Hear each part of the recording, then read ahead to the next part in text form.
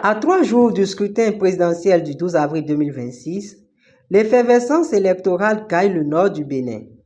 Dans la commune de Tukuntuna, la Maison des Jeunes a refusé du monde ce jeudi.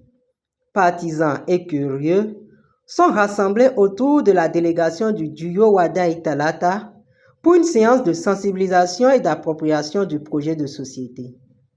Pour lancer les hostilités, c'est Madame le maire de la commune qui a pris la parole.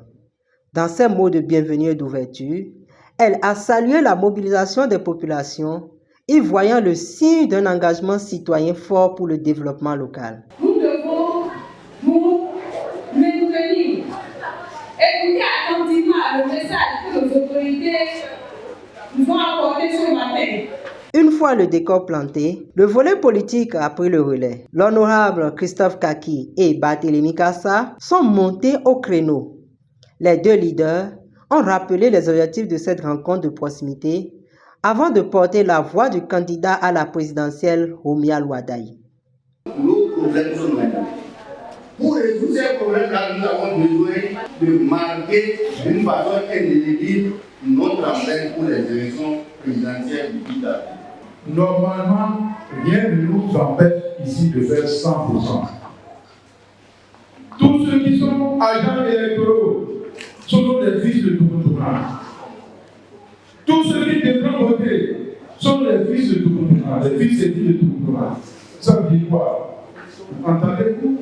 Mais au-delà de la stratégie, c'est le socle social qui a été mis en avant par l'honorable Émilie Tibouté-Sama. Au micro, elle a apporté des éclairages sur le programme d'action sociale du candidat, mettant un accent sur les mesures concrètes prévues pour le bien-être des ménages et l'autonomisation des couches vulnérables.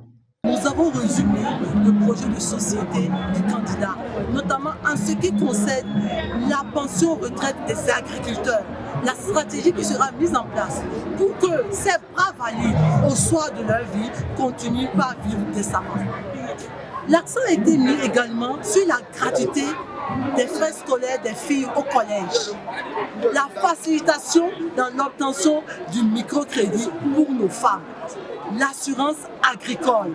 Le candidat dit, désormais, quand on va amener nos malades en urgence, ils seront d'abord traités et puis les frais seront réglés après.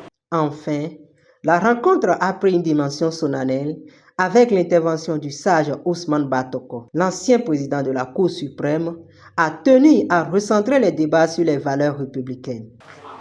Il reste que le peuple décide.